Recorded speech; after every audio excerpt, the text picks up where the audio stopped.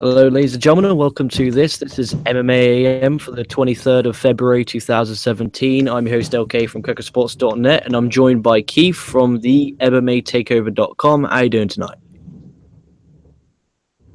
Good man, how you doing, brother? I'm doing amazing. And can we confirm that is there a stampede going on in your house right that second? Oh, yeah. Sorry, my kids. I'm just pulling your leg. I'm literally just pulling your leg. I'm in a mess, and you can't really hear it that much. Yes, you can just hear footsteps every now and then. It's fine. But yeah, what did you catch the? Well, of course you catch the UFC Halifax show on Sunday. Yeah. I enjoyed it. I thought it was a really good one.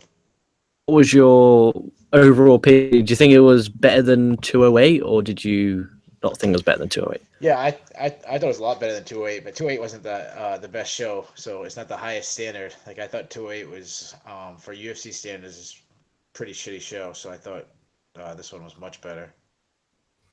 But this would have been. Would you have been more happy if this was on pay per view than the 208?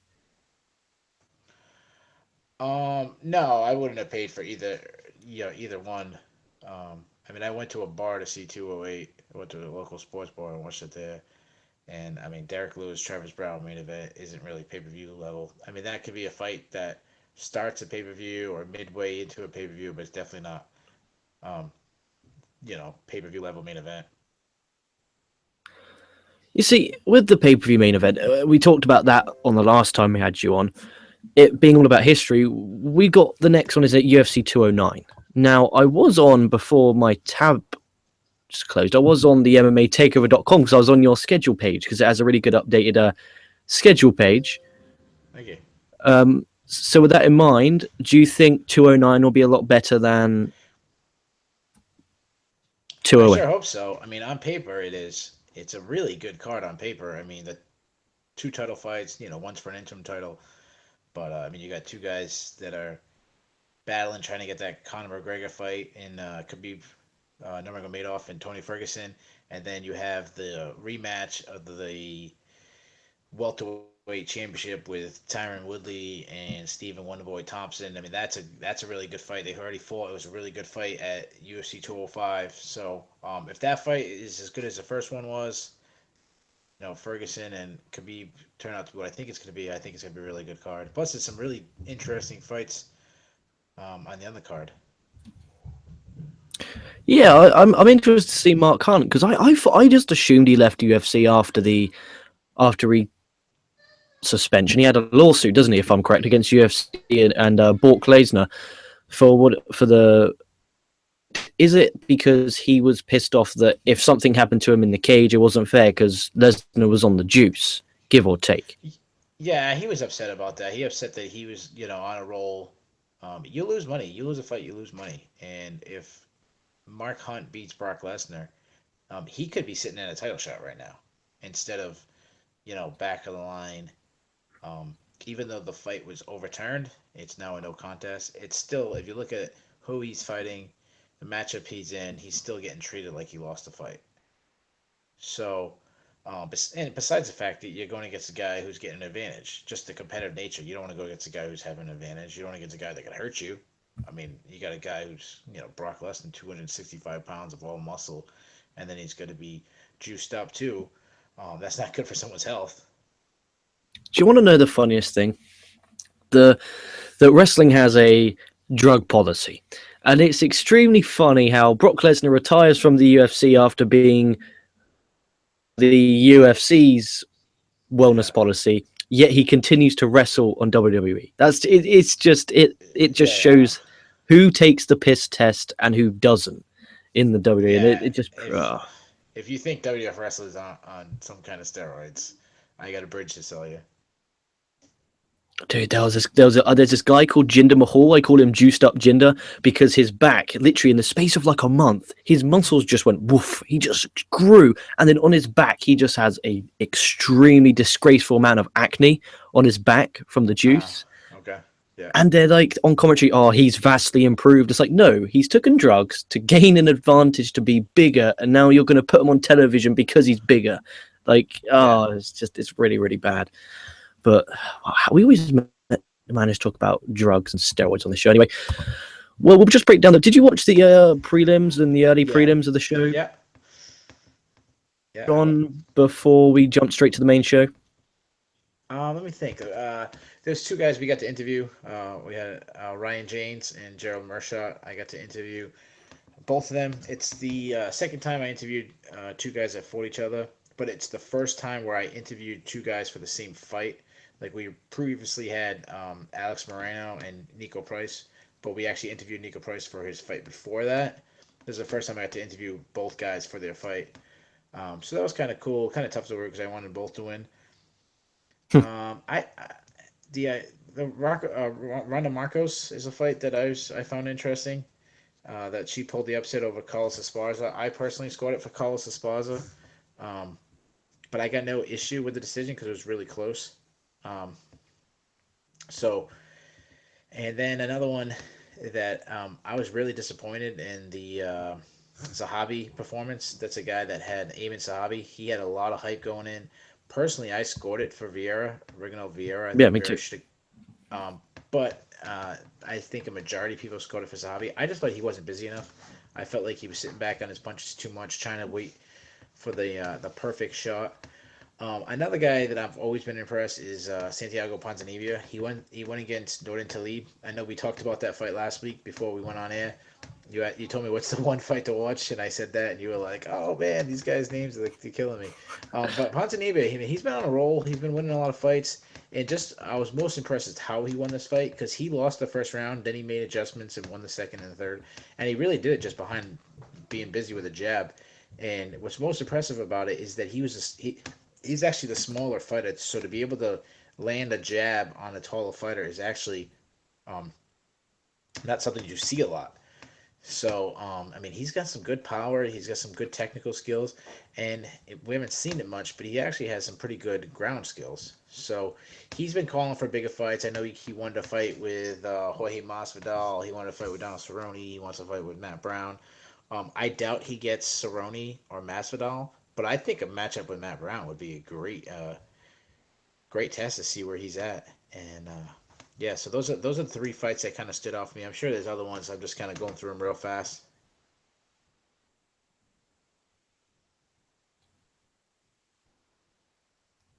Oh, sorry, you were cutting a little bit. Sorry about that. You were just cutting sorry. a little bit. That's right. Sorry, it's fine.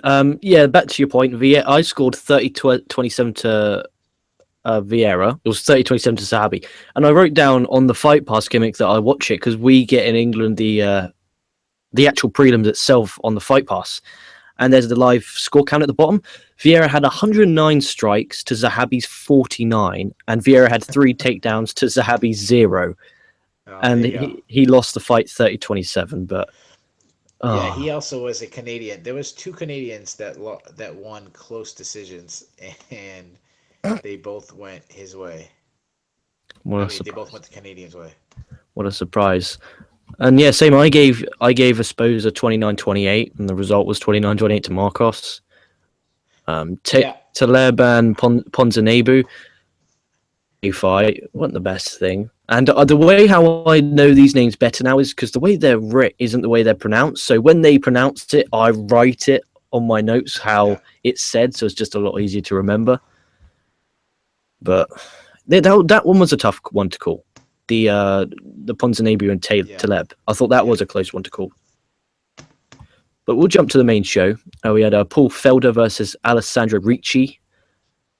Round 1, Felder with a big elbow and a big knee knocks down Ricci, and the referee stops the fight. And I talked about this yesterday with Blake from the Loaded Joe's MMA show. And post-fight, Felder goes, "I'm too happy to call anyone out." And I'm sat there thinking to myself, what the fuck are you doing? What are you even doing in there? You need to make a name for yourself. Yeah. Make people remember you. You'll be forgotten. Yeah. Like he could have called out anyone in the top 15. He could have called out anyone. These fighters need to know that they're not going to get, booked again just for being, I'm Paul Felder. I defeated Ricci in the first round, or you could be booked because, I'm Paul Felder and I called out. For example, we'll get the rate rankings up now. What was it? It was lightweight. I called out Will Brooks, or I called out Evan Dunham, or in Melendez or anything like that. Why? I don't understand what these Yeah. guys don't do it, and it pissed me off. Yeah, you made a great point. Jorge Masvidal got himself in the top 10 rankings because he called somebody out. He called out Donald Cerrone, and Donald Cerrone uh, didn't like it. He said, "All right, let's do it." And I don't think Jorge Masvidal was in the position to get Donald Cerrone. And then Cerrone got offended by it, took the fight, and then Masvidal pulled off the biggest upset of his career a couple weeks ago, and now he's in everyone's top 10, and now he's looking at even bigger fights and bigger paydays. I don't think Felder's in the position where he would have got a top 15 fight, but maybe he would have if he called somebody out. Um, that said, I think his performance was pretty good. Obviously, a first round knockout, but it was a good stylistic matchup for him. Um, Ricci really isn't a UFC level fighter. Um, he's up there in age. I think he's like 35. So there really isn't much growth for him. He's actually a guy that I actually called to be cut. I do a column every Monday called Who Next, where I kind of say, hey, if I'm in charge, I'm not. It's not a prediction, but if I'm in charge, what would I do? And I said cut Richie because he's 34, 35. There's not much room to grow. But yeah, Felder. I mean, he got in a good matchup. He's one of the biggest favorites on the card, and this is what a big favorite should do. They should take out their opponent like the way he did. But it was actually a pretty Yeah, entertaining fight. It was a pretty good battle before that. I said this on yesterday's when Sarah McMahon and Mazzani, when they had the fight, it was just boom, round one, McMahon on triangle victory. Picture a top 7 or top 10 fighter versus a guy not in the top 15, not even anywhere near it. It should be just first round knockout or first round submission, maybe second round submission, second round knockout. But these women or men are getting taken to the limits, which A is a good thing, so it's entertaining, but B it just mixes the rankings up because that dominant 3 doesn't look like a dominant 3 anymore because they had to go 3 rounds. They couldn't just knock her out or submit her in the case of the Marcos and Esposa fight. Mm-hmm. And in Bellator, I think there was sportsmanship from one of the females. Now, you talk a lot about news because I know you go on the Loudmouth MMA show and talk news. What the fuck went on? Because I talked about this with Blake yesterday, and we both didn't have the foggiest. So what the hell went on? Well, there was a fight. I don't think it was a sportsmanship. There was a fight. I can't think of the name of the girls right now. It's the Spanish girl. I'm sorry, and I don't have nothing. I can look it up right now. Well, a long story short, the Spanish girl was fighting the girl making her debut, and I don't know if there was a sportsmanship controversy. If I'm thinking about the same fight, but the girl got busted. Her eye got open bad. It was a big swelling. It was one of the worst hematomas I've ever seen. Completely almost covering her eye. And the referee stopped it for a second. The doctor came in and checked it. And even though the girl could see, she had a space where she could look. The doctor called to stop it. And she was complaining. She was screaming, I can see, don't stop the fight. Um, but the doctor, they were explaining how that the pressure is actually bad for the eyeball. That they kind of have to, like, she can't take any more damage. It could actually affect her eye. So she was upset that, but there's only about a minute left in the fight, and I thought the girl that won, I thought she was going to win anyways. Okay, cool. Because I read something about unsportsmanship on Twitter, and I remember hearing something about Battlefield, fucking Bellator, Yeah. about something going on that was dodgy. So at least I know now that. And it was the Bellator show from Saturday worth going back to watch, or wasn't it just skip it? Doesn't really matter. Well, yeah, I mean it's a little disappointing because the main event got canceled a couple hours before the fight because one of the opponents, Matt Mitrione, ended up getting kidney stones and he couldn't fight. Obviously, if you ever had kidney stones, it's like being in labor. It's extremely painful. So that got canceled, but the main event was pretty good. A little actually controversial to that because Patrici Pitbull Fiora knocked out Josh Thompson, which is a very big accomplishment considering Thompson's only second time it's happened in his entire career, and the last time it happened was like 12 or 13 years ago against Eve Edwards. So it was a really good, probably the best knockout of his career. But before that, they actually clashed heads. Um, Ooh. and then he followed up with a knockout, so people don't really know. Thompson was hurt by the headbutt. Um, would it have changed the outcome? I don't know. Still a really good knockout. Chet Congo absolutely steamrolled Ollie Thompson. If you like seeing one guy beat the shit out of another guy, then yeah. Check it out. If you want a competitive fight, then skip it. I'm trying to think. I mean, I'm just doing off the top of my head. Uh, Josh Koscheck made his return to the cage after a long layoff. He was a former UFC fighter. He once fought for the title against George St. Pierre. He was a top 10 ranked welterweight for a very long time, but he's just not the same fighter. And Mauricio Alonso, who's not really a prospect, not really just kind of a journeyman, just took it to him and knocked him out in the first round. I mean that if you don't like Josh Koscheck, but there's a lot of people who don't. Yeah, you might want to check that out. All Um, in all, I thought it was a pretty entertaining night. I'll watch and then I might cover it on Monday's edition of next week's MMA, and I might do that. Anyway, what was I going to touch on? Oh, fuck, Bellator. That was it. What we want to talk about Bellator now? UFC is the big one. Bellator works. Let me guess. Of the top 10 from UFC, they go, oh, look, I've been in the top 10 Bellator, pay me. Look, I've been in the UFC, I've fought St. Pierre, I've fought Silver. Come and pay me big bucks. These guys get a big payday. They go in, they fight, they lose, they don't care because they got their payday. That's just what I got, the feel I got when I watched the Son and Ortiz fight. It's like, okay, Uh, oh, look, that's Spike. They have a lot of money, a few bucks. Fuck it, let's just make some money. No, it's not. We're not competitive. We don't care. Is there even a Bellator World Championship, or isn't there? yeah, there's There Bellator is Worlds. titles. There is Yeah, titles. Okay, yeah. So okay. so let me explain Bellator real quick. So their business model is a little shaky, but let me try to explain. Bellator has always had really good prospects. They've had, going back to Eddie Alvarez, who fought Conor McGregor. He came up through Bellator. Uh, Patricio Pitbull Fierce, a guy from Bellator. Um, Will Brooks, the guy that you mentioned earlier, he originally came through Bellator.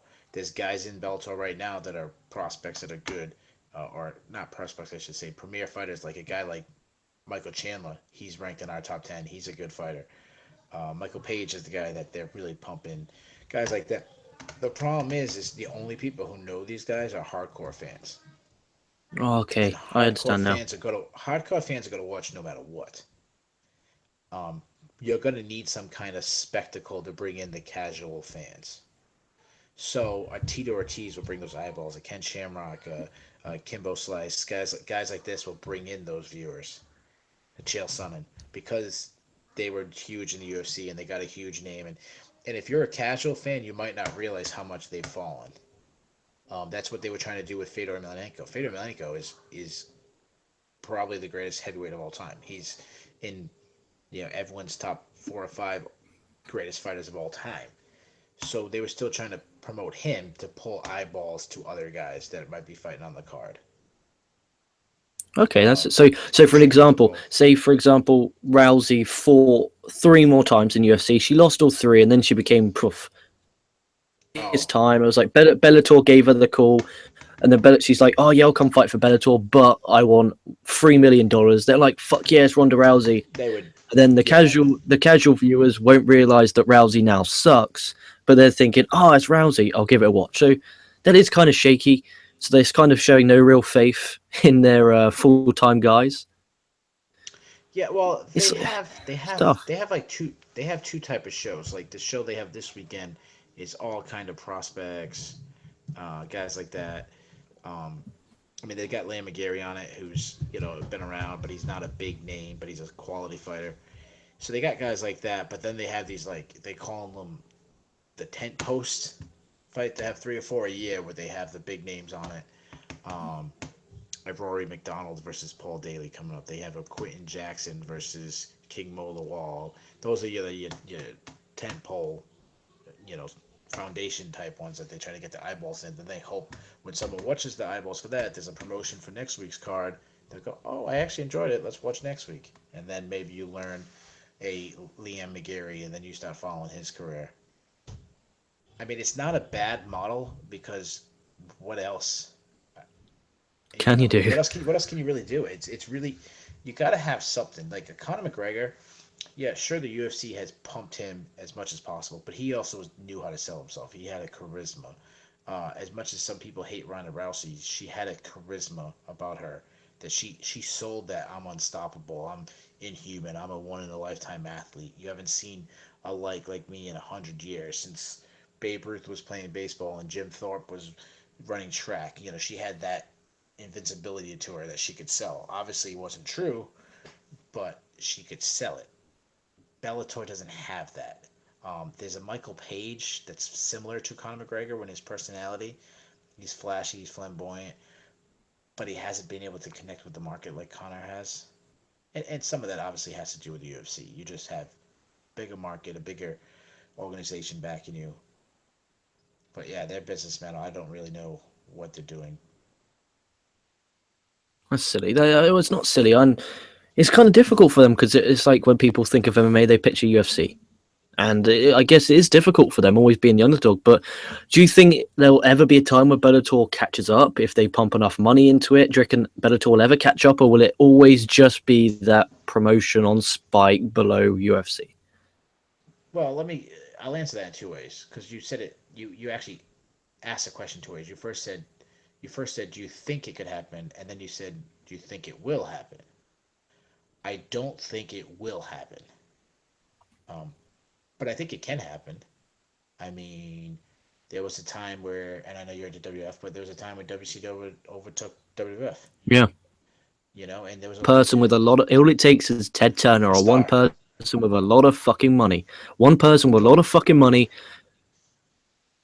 on the card. If they go, hey Conor McGregor, get out your UFC deal, I'll pay you 20 million bucks to do one fight for and then boom, away you go. yeah. The WCW. No, I'm by no means a WWF, WCW, or WWE, I should say, expert. By no means.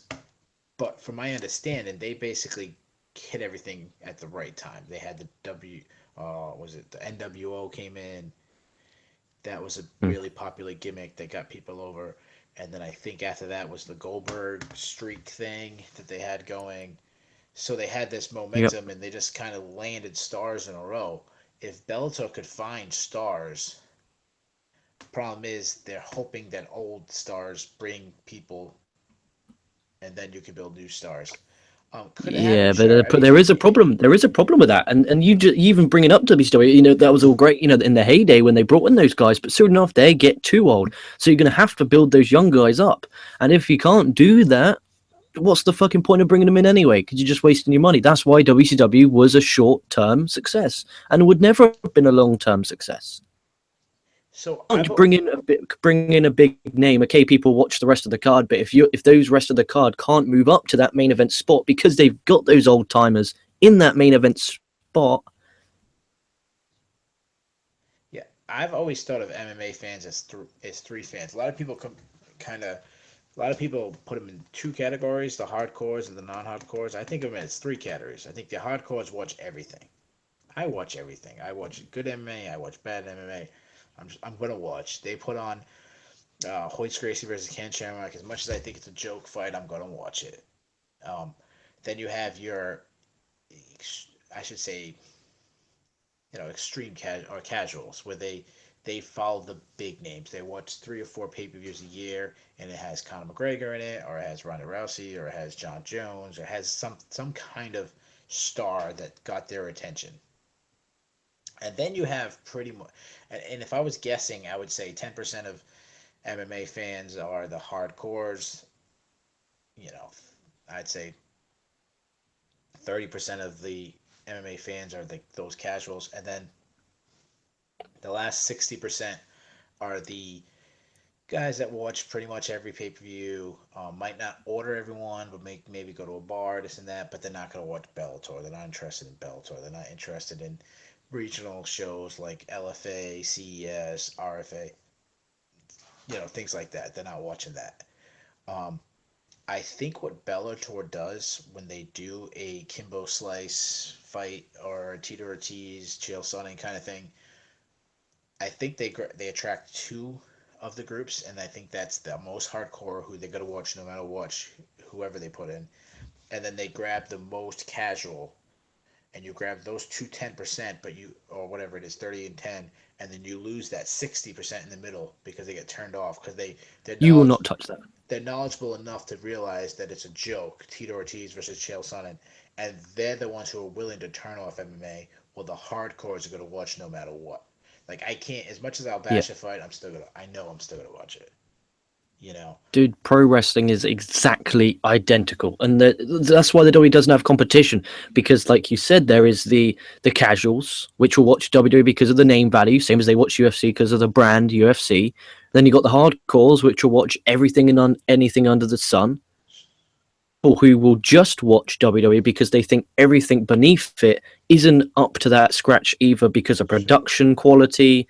They think because they like the UFC are really good at fighters as mega stars. I think they're good like W at that. They present them as the best of the best. You can only watch Yeah. the best of the best at UFC. Whereas if they go to a Bellator, they may think, oh, okay, there's some washed up UFC guy, or oh, is there any UFC fighters on the Bellator card? It's the way it is. It always will. It probably always will be like that. Yeah. It will take, like I said, it will take someone like a Ted Turner. I was going to say like a Donald Trump before, but now he's Well, president, so you can't really do that. well, he was Or getting into it. Joking aside, he was getting into MMA a long time ago. He was getting into it. Donald Trump He's is a major combat sports fan. Because yeah, his Trump Plaza, he had 2 WrestleManias in that building. He's a fucking WWE Hall of Famer, yeah, just a big combat sports fan. Because he said it in his induction ceremony yeah. speech. Well, he used to do the Trump. I mean, he had the Trump Towers and all that, or the Trump Taj Mahal and all that in Atlantic City, New Jersey, where they do boxing matches and stuff. And I mean, Dana White was a guest speaker at the Republican National Convention, or whatever they call it, one of the key speakers, where he'd come out and he's a leader of the UFC and he's you know campaigning for Donald Trump.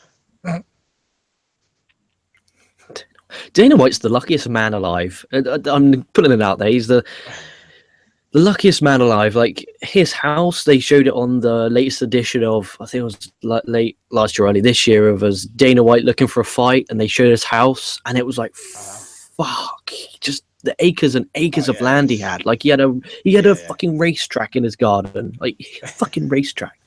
The funny thing, they say he's never there.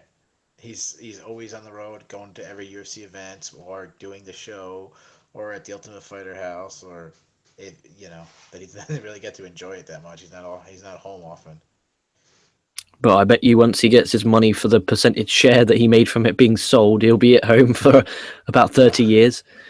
Yeah, maybe. And his grandkids and kids after that, and the kids after that, and the kids after that. Uh, And we he haven't talked about this fucking. Go on. Okay, sorry. No, no, go ahead. I just think I think he's gonna do it for a long time. He seems to like doing it. Yeah, of course. You could tell the passion. Like when he went on the Fox Sports YouTube channel after 208, and he generally came out and said, "Look, I apologize. That show was shit." He pretty much said the show was shit, and he apologized. No one does that. He bashed his own product because he Yeah, knew it was bad. yeah, yeah, But yeah. the thing is, though, it's the best marketing gimmick I've ever seen. Because when it's bad, he says it's bad. Yeah. When there's a pay-per-view and he says it's going to be good, you're going to believe him and you're going to buy the pay-per-view. So it's the best business Well, ever. he's done things where you've paid for pay per view, and it is disappointed, and then he'll say I'll make up for it, and then he'll load in another pay per view, and he'll say this is the makeup for 208. Or I remember back when Tito Ortiz fought Ken Shamrock, they fought a second time, and Tito just steamrolled Ken Shamrock, but it was a really early stoppage, and it was the co-main event of a pay-per-view, and a lot of people were upset about it. And Dana was like, "I understand a lot of people said it. I'm upset about it. I thought it was an early stoppage. So what I'm gonna do, I'm gonna put a third one, but I'm not gonna put it on pay-per-view and make people. I'm gonna put it on a free TV." And it was not that long later, like less than like 2 months later, and he put it on for free, kind of to make up for it. So a lot of people hate on Dana White. I am not one of them. It, People talk about why the UFC is big it is now and different things, and they can say, well, Conor McGregor is gets credit, and Ronda Rousey gets credit, and in the Ultimate Fighter show gets credit, and the Forrest Griffin Stephan Bonnar finale fight. At the end of the day, the number one person responsible for how big the UFC is Dana White. He's the number one reason and whether you like him or hate him or not, you got to give the guy his credit. we wouldn't be the sport it was today if it wasn't for him. If Dana White came to England in the south of England and they phoned me up on my phone and said, "Would you like to go for an alcoholic beverage at the pub?" I would say, "Of course, you're buying because I saw your salary, but I'll come with you." Hands up, I'm getting the phone, I'm declining the call, and I'm blocking the number so he doesn't phone me again.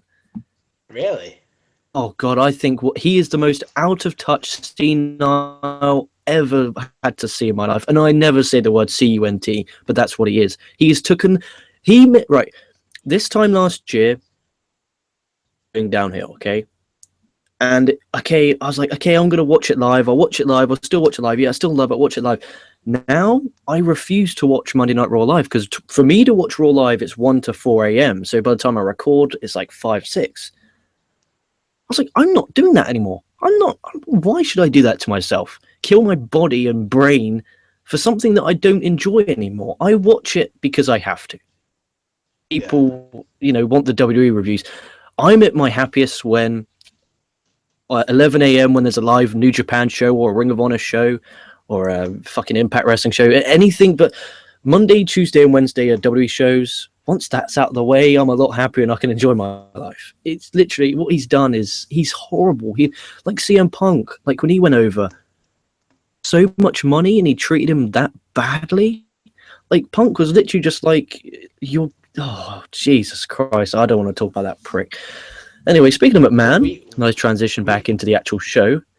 Well, before I forget this, we just did an interview with a former WWF wrestler, Dan Severn. He's obviously an MMA fighter, but at one point, I don't know if you were a fan back then, he was. I've gone back and watched all the old stuff. Yeah. Yeah, we have interviews with him, and he talks about his days and how he got into the WWF and how he got onto the WWF. And we're doing this thing called Legends Week, and I just put the interview out. So if you go over to our YouTube page, you can see it, and he gives some backstory. About the WWF and different things and how he decided to leave the WWF because of a gimmick he didn't like that they wanted him. What gimmick was it? I guess, and I'm not WWF. The Undertaker, I know who he is, obviously. The Undertaker, the dead man they had a gimmick where he had like disciples, I guess, and they were like, "We're all black." The Ministry of Darkness. Oh my God, they were going to put Dan the fucking Beast Severn in the Ministry of Darkness. I guess he was going to be in it, and they were going to put a 666 on his forehead, and he was like, "Hey man, I'm a simple guy from little Michigan, we're a little small town, everybody knows each other. We're a Christian town. I grew up going to church and the Bible and having like an Antichrist thing or something like that wouldn't really go over good." And he didn't feel comfortable with it, and he's like, and they decided that it was time to depart. And he said he was into it too. He wasn't happy, and he claims, and I don't know how true this is. I'm sure there might be interviews, but he claims that he had a similar gimmick to Bill Goldberg, that he thought of something similar to that, where he was like this ultimate fighter type guy who can't be beat and he can actually wrestle. And he says in the interview that years later he met Bill Goldberg, who's a huge MMA fan. I mean, he used to commentate MMA. And he said that Dan Severn, when he fought in MMA, the releasing the beast where he would go crazy and he would like change from like this nice guy to like this insane guy, actually motivated him to his gimmick in WWF or WCW, where he'd come out and crazy do actual wrestling moves. I guess I don't know. I never really watched. Does not do wrestling moves. He goes in there and he fucking hits spear and jackhammer, and he's out of there. Yeah, like I said, I don't know, but you would know. But that's what he says. If you listen to our interview, He talks way more about it. It's interesting. I don't follow WWE, but it was it's still cool to hear some of these backstories and which guys he worked with and liked to work with and different stories about WrestleManias and Royal Rumbles and stuff like that.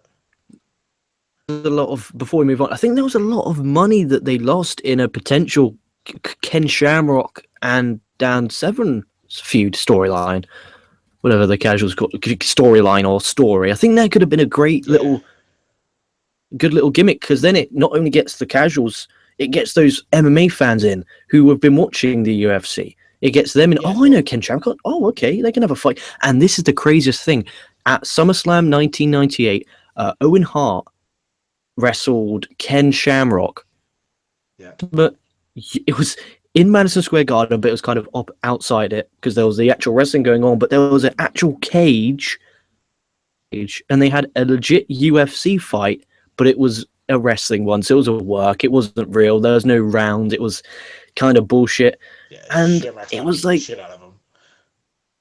and I think Shamrock won, but he won by like an ankle lock that it's not Yeah. real, obviously, but heavily promote that. So with that in mind, going for the cage fighting fans, the fact they didn't do Dan Severn versus Ken Shamrock.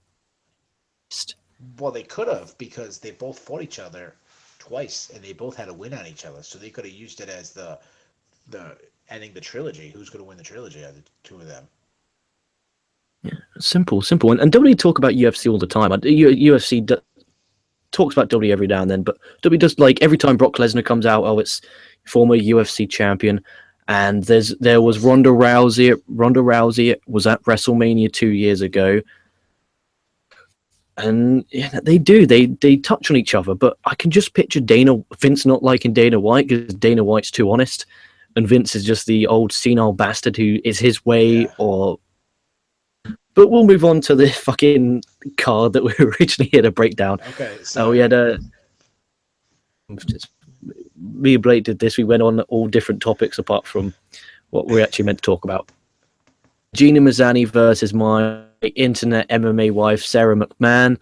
Now, on the channel, we have a internet wife.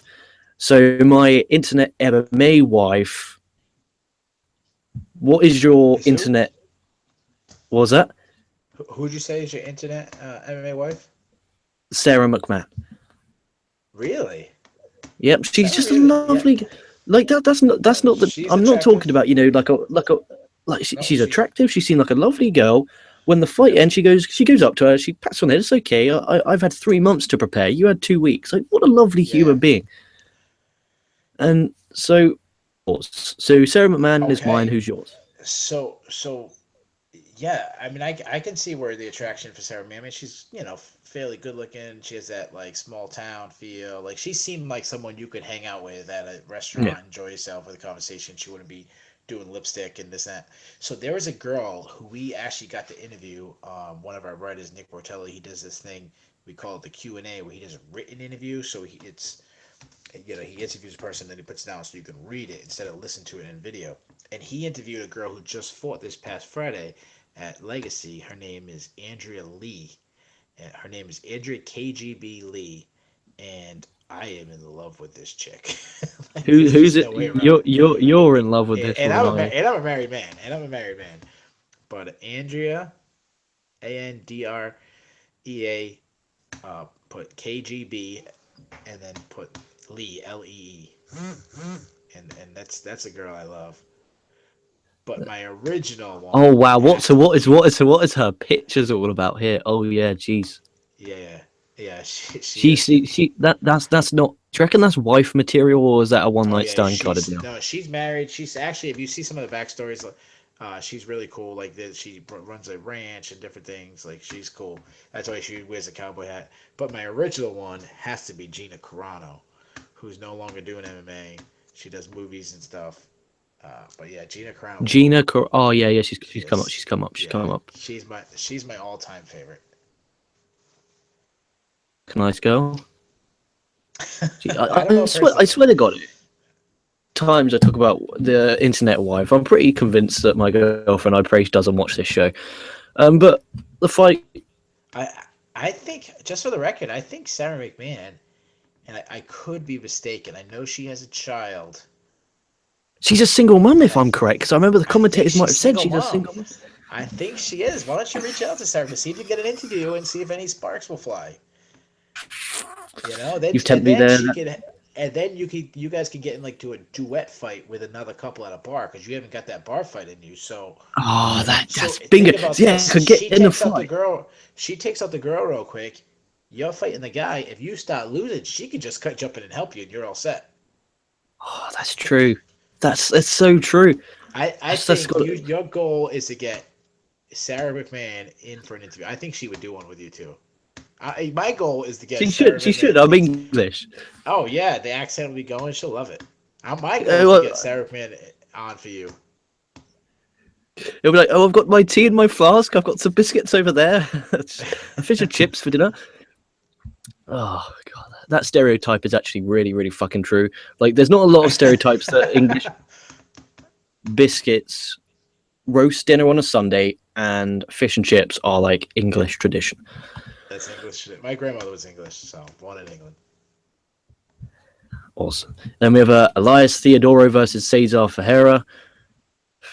29-28 to Theodoro. That's what I gave it. He won by unanimous decision. Highlight for me was post fight when he says Dean, some guy, sent a Twitter message to him saying if his name was said on the show, he'd get a tattoo of his hair on his face. Yeah, I tweeted out right after the "Hey Dean, a bet's a bet. You better go do it now." Um, I doubt a guy's gonna get a tattoo of a mid-level MMA fighter on his face, but that would be pretty classic if he did. I mean, there's some insane people out there, so he might. But Hopefully. I personally scored the fight for Cesar Ferreiro. Mutante is his nickname, but I have zero issue with anybody. I thought Ferreira won the first, and I thought I think the second round was a toss-up, and I thought Theodora won the third. So it really comes down to how you scored the second. I scored Ferreira. A lot of people scored it for Theodora. I got no issue with that. Yeah, I gave Theodoro. It wasn't the most interesting of fights. And then we had Theodora, if you should check him, he's got a pretty good record. He finds ways to win, even though he might not be the most exciting at times. He's good at game planning and finding ways to win. But if you're on Twitter, you have to follow Elias Theodora. That guy is great on Twitter. Like he has some of the best stuff on Twitter. He'll interact with you. Me and him kind of went like a little spat once, kind of like a playful one, kind of jabbing each other back. Yeah, he's really fun to follow. okay, yeah, I need to do that. I need to go on this UFC follow list because I've got half of them, but not all of them. Yeah. And then we had Gavin Tucker versus Sam Cecilia. My score was 30-25 to Tucker. I think I was a bit overzealous, but the judge was 30-27 to Tucker. He liked his footwork. I think he had great footwork. I don't know if that's right, but from what I was looking at him, he had really good footwork and his technique was just really good. He just outclassed him. It looked like he was on another level. Yeah, I mean, this is his debut too in his hometown, which some guys are gonna feel more comfortable in their hometown, get to sleep in your own bed, different things like that. You know, you got your family there, but other people are gonna feel pressure with that. It's already pressure enough to be fighting in the UFC, and then you got all your friends there, all your family there, the crowd cheering for you. You don't want to let them all down. But I was floored by him. Now, with that said, I gotta caution everybody, myself included, to not get too excited. He fought Sam Cecilia. Sam Cecilia is not a good UFC level fighter. I mean, he's not a bum by any means, but I mean, he just lost his third fight in the row. He's probably out of the UFC. Maybe he'll get another fight, but I would guess he's going to be out. Um, but that said, that little bit of caution, he looked like a contender. He looks like, whoa, that was one of those guys when make a debut, and some guys make a debut, and you're like, oh yeah, maybe he'll do it right. Maybe he'll have a couple fights in UFC, and then you have moments like this, you're like, oh shit, like this dude's good. And he had a lot of hype heading into the fight, but the problem with him is he came up in the Canadian scene. Now the Canadian scene is strong in the Montreal area, in Toronto and that area, but not where he came up, which is the East Coast. As far East Coast, it's not really known. The Halifax, the New Brunswicks, the Newfoundland. Not that I'm bashing. My wife is from born and raised in New Brunswick, so God, I'm we trying to really want to bash. get in trouble with our wives and Yeah, girlfriends on yeah. this I'm not trying to show. bash. It's just that's a hockey area. They're known for their hockey. They're not really known for their MMA. But New England at one point wasn't known for their MMA. We've kind of that's where I live. We've kind of put ourselves on the map. So maybe that part of Canada will too. So the records of the fighters were not the best records of the guys he fought. So people really didn't know where to gauge him. Uh, but what I saw is I saw a very fast, very elusive Like you said, great footwork. His hand speed was really good. He mixed in a couple takedowns here and there. His defense, his head movement was on point. And at 145, I mean, there's some exciting fighters. There's some obviously the top guys like Jose Aldo, Max Holloway, Frankie Edgar. I mean, if Chad Mendez returns, I mean, there's some killers in that division. But there's also some exciting young guys who's been in the UFC for just a short time. Yair Rodriguez, a Jason Knight is a guy I would love to see. Jason Knight be the next guy to fight Gavin Tucker. That's actually who I put in my who's next column. Do Ho Choi, Cub Swanson's fight Adam Lobov, but if he got the winner of that fight. So I'm really impressed, and I think Gavin Tucker is going to get brushed quick because of how impressive he's been. If he puts another performance like that, he'll be in some marquee matchups pretty quick. He seemed like a nice guy as well, because there was a post interview on the UFC YouTube channel, and he seemed like a generally nice guy as well. Yeah, well, I don't think Sam Cecile would say that because he was kind of dogging him a little. He was kind of taunting him and stuff during the fight. Oh, it's just so people remember him. It was like what Yeah, was it? It was Usaki, wasn't it? Usaki at 208. I still yeah, remember the he's doing guy's name heist. because he was Yeah, taunting. You remember him? yeah, It's trying to make a name for himself. yeah. Leave the poor boy alone, Mister Cecilia, whatever your name is. And then we had Johnny Hendricks versus Hector Lombard. It was okay, 29-28 to Hendricks. He won by unanimous decision. He seemed a lot more pumped and motivated for his new weight class, so good for him, I guess. Yeah, To talk about. uh, it was nice to see Hendricks get a win. He's a former welterweight champion. He's actually the last guy to fight George St. Pierre. Most people, myself included, scored the fight for Johnny Hendricks. He's been on the bad side of some decisions. Like for example, the St. Pierre fight, I thought he won his second title defense against Robbie Lawler. He lost, I think it was either unanimous decision or split decision. I thought he won that one. The Neil Magny fight is I scored it for Magny, but a lot of people scored it for Hendricks. That a lot of people could have thought. So there's 3 wins in his. If he gets all 3 of those decisions, he could have 3 more wins in his career. That said, he's really fallen on rough times with the weight loss and motivation. He's talking about retirement. So it was nice to see him go up to middleweight, get a win. He says he has so much more energy. He says that he's a different fighter at that weight class. I don't know how true that is because of who he fought. Now Hector Lombard at one point, not that long ago, was really pumped up. He came out of Bellator himself. He was a killer in there, knocking guys out left and right, just like less than a minute. He had like this Mike Tyson type feel to him. But he's up there in age and he's very small for him. I mean, he's a guy who moved up also. He moved up from uh, welterweight 2 fights ago. So Hendricks kind of got a good stylistic matchup. Not the sense that Lombard's got good power in his hands. He's got good takedown defense, good offensive judo. I mean, he was in the Olympics for judo. But I'm talking about like just the body structure of moving up a weight class. If he goes against taller, longer middleweights, a guy like a Luke Rockhold, I think he's gonna have a hard time. I still think Johnny Hendricks, for him to compete, he has to be at welterweight. But when you miss weight classes as many times, missed a weight cut, I should say, as many times as he has, I don't think he's going to be allowed.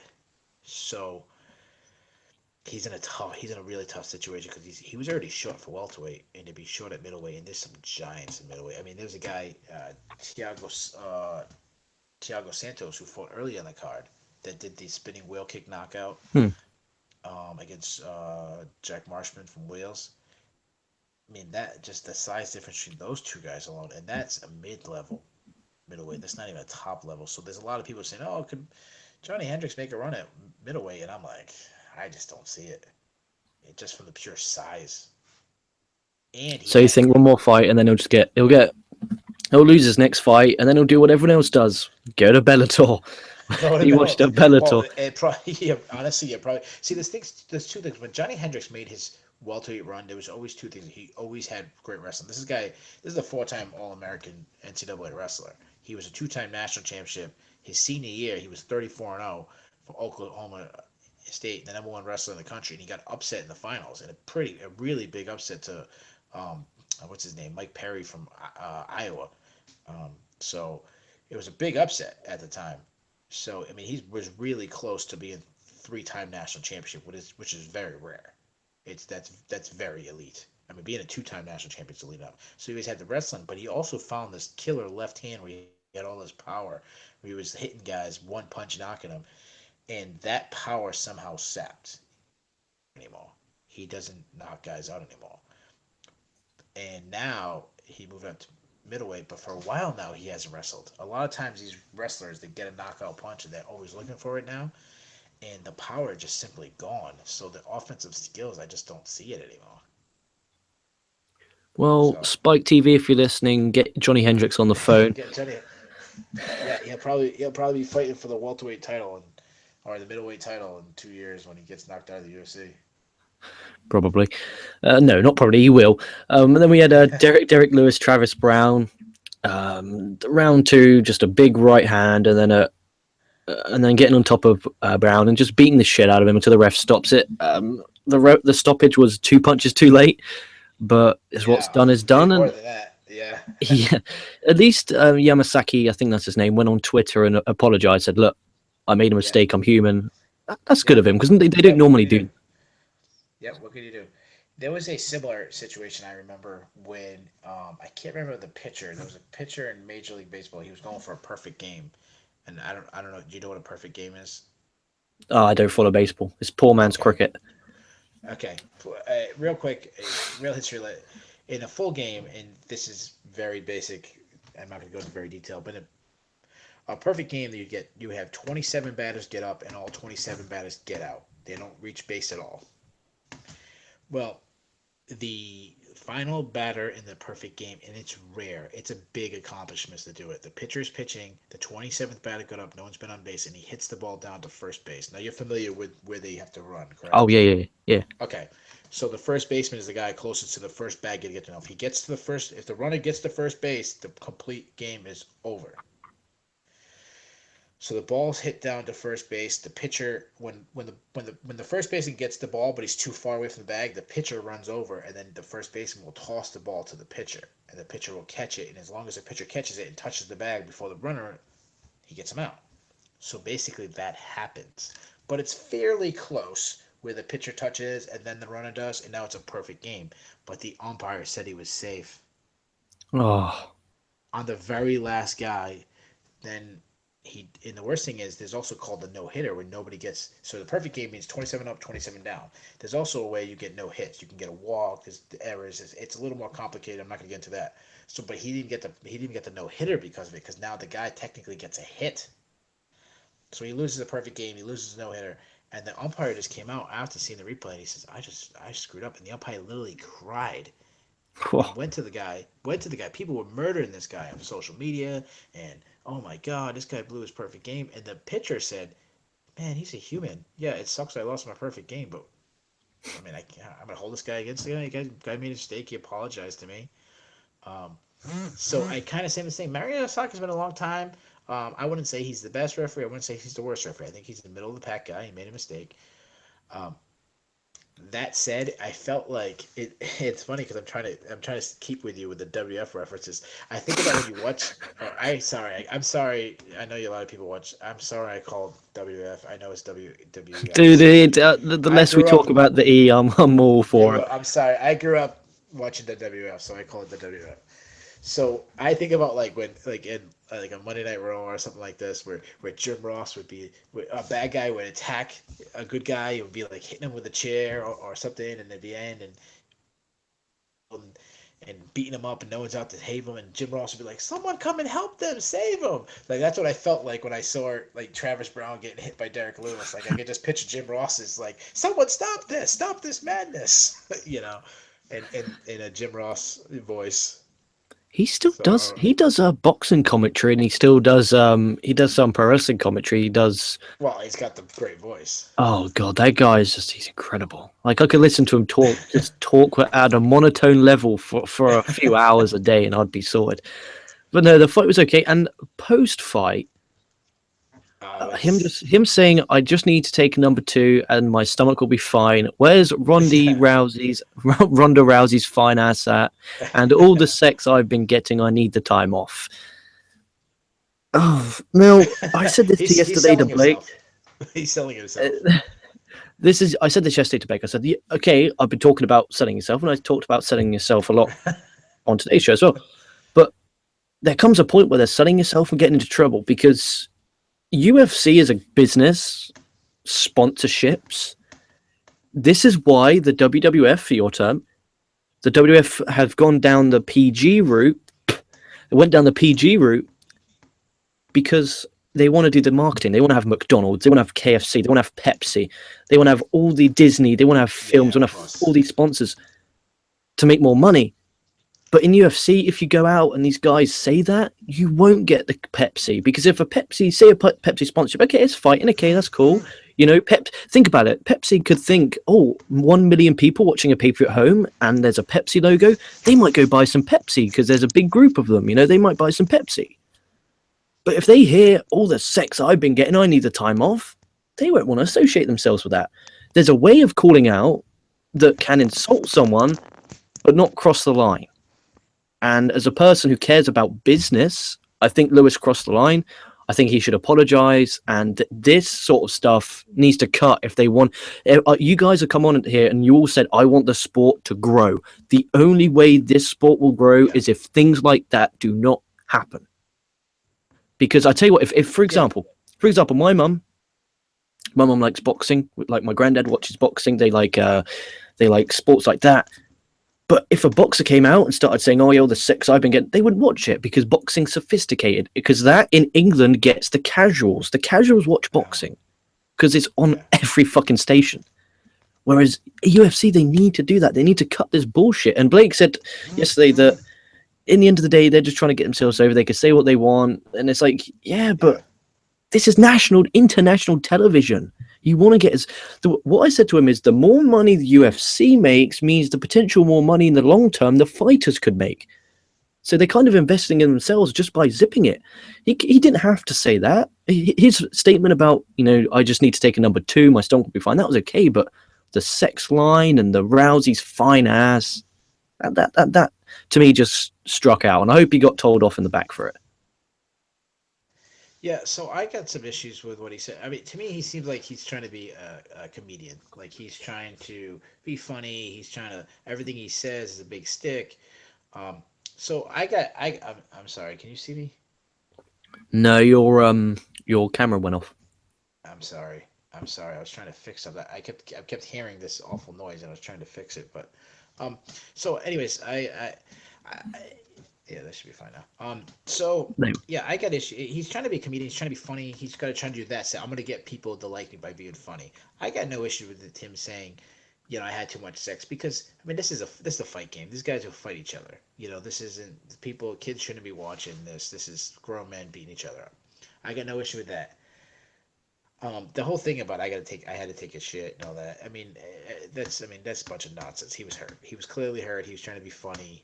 Um, but I do have an issue, and we're actually both the fact that me and you are agreeing with this is we're actually in the rarity that hasn't kind of stood up for this. I thought he disrespected Travis Browne. I thought he disrespected um, Ronda Rousey. You're calling out a guy's girlfriend. If it was somebody else, Ronda Rousey isn't liked by a lot of people. Because of that, Travis Browne isn't liked by a lot of people. But I think you cross the line, whether you like him or not. Family, girlfriends, that should be left out. This Yeah, reminded agreed. me of, and I'm sure you've seen it in Rocky 3, where Clubber Lang is trying to get a fight with Rocky, and he calls out Adrian and said, "Come on, woman, come with me." You know, that's what I felt like this was. Like, I just beat up your boyfriend. Where's Ronda out? Like, come hang out with me. Come, let's hang. You know. And where's the line going to cross? Like, if a guy, you know, you mentioned Gilbert Melendez. Gilbert Melendez, his wife is a fighter herself, and she's smoking. And but that's some dude's wife. You know what I mean? You don't Yeah. call out some guy's wife. You know. And what if it goes further than that? Now I know these people are in the limelight themselves, so some people are okay with that. Well, Ronda Rousey's in the limelight; she does these sexy photos. Uh, Carrie Melendez, Gilbert Melendez's wife, does it. Sam Alvey's wife is a supermodel, so maybe they. But how far do you go? You fight. I'm trying to think of someone who's married. T.J. Dillashaw. Cody Garbrandt knocks out T.J. Dillashaw. Are you gonna call out? T.J. Dillashaw's wife's attractive. You gonna call T.J. Dillashaw's wife and say, "Hey, woman, I just knocked out your husband. You got to come with me." Are we gonna start doing that? I don't like that. I think it's uncalled for. Bad enough you already knocked the guy out. His head knobbing. He's gonna have effects of a concussion forever. Then you're gonna call his wife after you just embarrassed him on national television. It's uncalled for. And it's sad that there's not more people especially the MMA media that's saying that's crossed the line. You shouldn't be doing that. And I think he didn't really mean it as, "Hey, woman, come with me."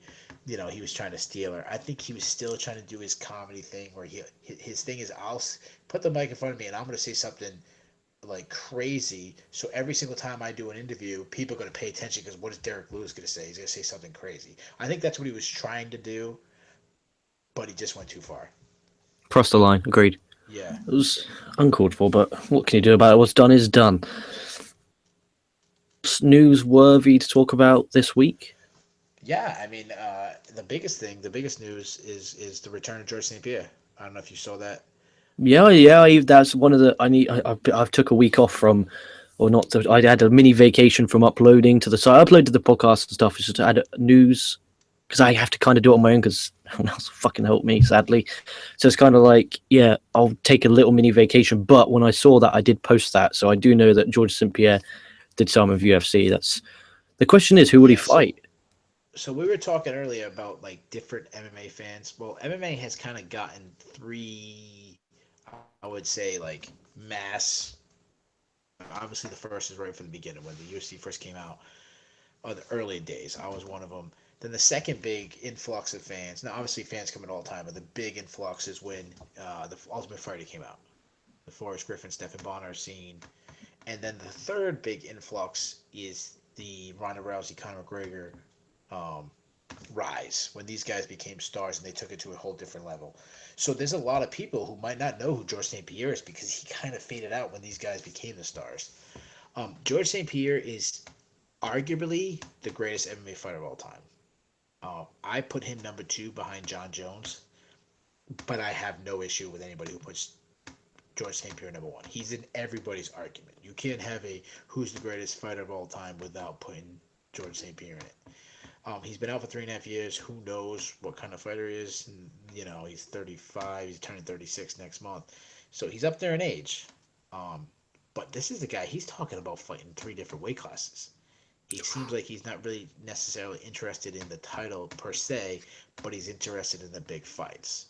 The Now, money. me and Kyle from Loudmouth, we just did our news and notes on Monday. We kind of talked. We broke down 9 different possible options.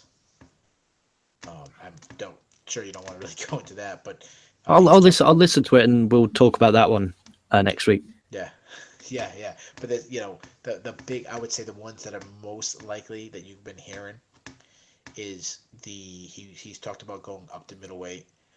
Michael Bisping is saying he wants that fight also, so he would challenge for the middleweight. Sorry, apologies. It's okay. That's one option. The other, these are likely options.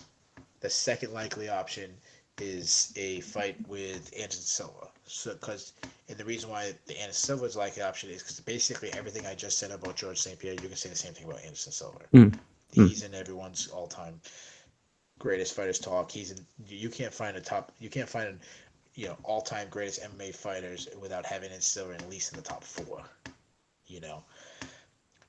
Then you have, so those are the two options. Obviously, the third option is the winner of Tyron Woodley, Stephen Thompson, who's fighting next weekend for the welterweight title. The reason why that's obviously a option is because George St. Pierre was the welterweight champion, and he retired, or left, I shouldn't say retired, he left the sport as the welterweight champion, never lost his belt.